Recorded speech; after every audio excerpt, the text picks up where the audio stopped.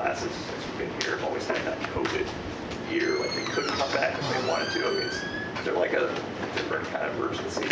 You know, it's like really is here last year. No, I mean, our group, we came in together back in 21. I think we were a really tight class just from recruiting, from getting on campus together in January, throughout our whole career. I mean, a lot of adversity we've been through together. So I think we pretty much just been through it together. So just staying by each other's side. And the guys that chose to stay here, I think we're stronger together, and we're just ready to put an exclamation point on the end of our careers. Kind of reeled up to know this is like the last. Oh yeah, it went by fast for sure. I mean, I thought my freshman year, I thought the days were long. I was like, dang, I'm here forever. But now, look up, this is my last time to go out there and play for Clemson. So, I mean, I'm excited. I would say excited more than sad or anything like that. So I think I'm just ready to put a, like I said, exclamation point on my career and then finish strong. Talking to Marcus outside, he mentioned that there's just a different edge to you, and just you've improved more as a tight end in just every facet of the game. Just where do you feel like you've grown the most this offseason? Oh, yeah. No, I think the biggest thing for me is just trying to get better every single day.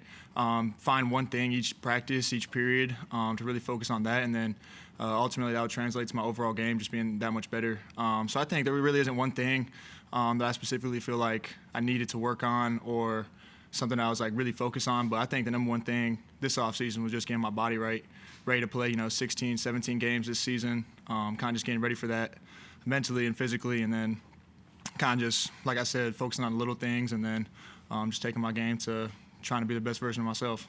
What changes when you go from preseason camp mode to Georgia prep mode, especially with it being a team like Georgia? Yeah. I mean, anytime you transition out of camp into the first game, it's kind of nice to start looking at a different team, looking at different players. Camp, it's really competitive with each other. We're pretty much doing a lot of good on good, a lot of competitive work just within the same guys that we got here. We say iron sharpens iron all the time. So I think that's been the biggest thing throughout camp. And then now shifting our focus to game one, I think the biggest thing is just we play Clemson every week. We just got to find a way to execute, do what we do really well, and then just go out there and do what we do. I don't think the fact that it's a number one team or anything like that puts any more pressure on us or makes us focus even more. I just think we just got to focus on us and focus on Clemson, and let's go out there and do it. Talking about getting your body right, is there anything different you did to really get the 230s, 240s, and how were you able to do that? Oh, no, I think I was just consistent with what I had been doing. I think my body's just more mature now, older, and I feel ready to go. It was kind of a big week for you. Like you missed the first scrimmage, but you played the second one, I guess. How's that been for you, getting back acclimated, dealing with the nagging injuries that's been occurring? Yeah, no, I mean, my body's healthy. I feel good right now. I'm ready to go. I feel good. I think the biggest thing for me was just locking in on mental reps, kind of letting other guys get some physical reps and then helping them out as much as I can. Just from being an experienced guy, someone that's played a lot of snaps, I think I could give them a lot of knowledge.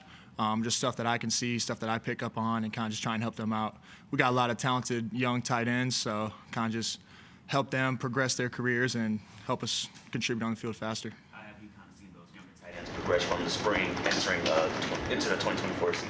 Yeah, I mean, I think physically every single one of them can go out there and do it physically. I think the biggest part being a tight end, it's a lot like playing quarterback in terms from the mental side, just being able to see everything that's in the pass game, know all the run calls, how the defense is going to play the run, play the pass, different ways they line up versus us, especially confusing defense like our own. Just throughout fall camp, they throw a lot of different stuff at us, play us in a lot of different coverages. So really just mentally, I would say, is the biggest thing for them. In terms of just maturing, do you feel like you're a different leader or better leader this year in terms of being the senior?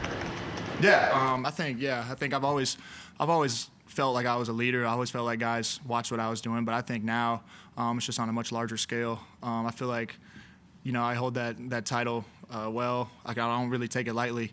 I know people are watching me. I know people are watching how I do things, how I approach walkthroughs, how I approach meetings, how I approach everything. So I think that helps me stay more focused, knowing that these guys are counting on me, and then kind of just taking that next step as a leader, being more vocal, being more outgoing, trying to just encourage my teammates, letting them know to believe in themselves. I think that's the biggest thing. Have confidence in yourself, because if nobody believes in you, you got to at least believe in yourself. So that's my biggest thing.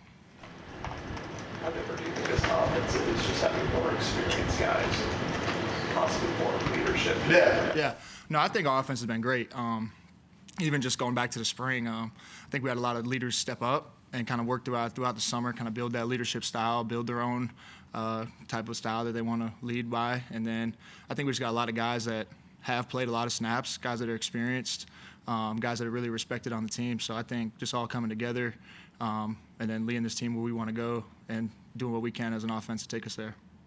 So you mentioned the offense was in a different place compared to last year at the time of the scrimmages. Is there maybe a spot or maybe a series that you saw where you're like, okay, this is offense has grown or feels more comfortable in their own skin? Yeah, no, I think it just comes with experience. It's our second year with Coach Riley, being able to go through the same playbook, the same installs throughout the spring, and then into camp. I think we're just comfortable with each other, comfortable with the playbook, building that chemistry throughout the first part of the fall camp, and then now into game prep. Just building off what we started way back in January. So I feel good about where we're at. Cade's done a really good job leading. Tristan's done a really good job leading. All those guys up front, I mean, they're doing their job, leading well. Everybody comes fired up. Everybody wants to win. So I think we're all fighting for the same goal. And in light of that fighting for the same goal, we talked to Colin Sadler, and he's mentioned the importance of having a why or what are we playing for. Is there maybe a why for you heading into this year? Oh, yeah. I think the biggest thing for me, I just want to, finish my career well. I want to be the best version of myself, continue to get better every single day, and just help my team out any way I can. Coach, when you say Christian Bentancur feels like might be one of the more talented guys they've ever signed at tight end, what did you see from him initially that kind of makes everybody think that? Yeah, no, he's a good player, really good player. He's going to be a really good player. I think right now it's so natural for him, just running routes, catching the ball. I think that's natural to him. He looks really good at it. I think the stuff in the box, he's really good at that too. I think he's just a natural tight end, and he'll just evolve as he gets more accustomed to college football and how the college game is, and more accustomed to our offense and how everything works. He's going to be a really good player. It's just the way he moves, like a former basketball player. He's going to be good. I promise. Yeah. I think Coach also said like the word on the street was Olsen Patt-Henry kind of took a job. Olsen's a dog too. Yeah. I think just from last year going into this year, the biggest thing for him was just, I would say, mentally as well. He can go out there. I mean, he's a big dude. He's strong. He's fast. He can run routes, catch the ball like everybody else. But I think the biggest thing for him is just taking that next step, the run blocking stuff, kind of just really buying into that, and just being an all-around tight end the way we play here at Clemson. Like the mental part of football being more important as a physical as a tight end. I guess, was there a moment that switched for you that kind of let you be able to do both, or like for the younger guys who switch flip? I guess when would they know like they're mentally ready to?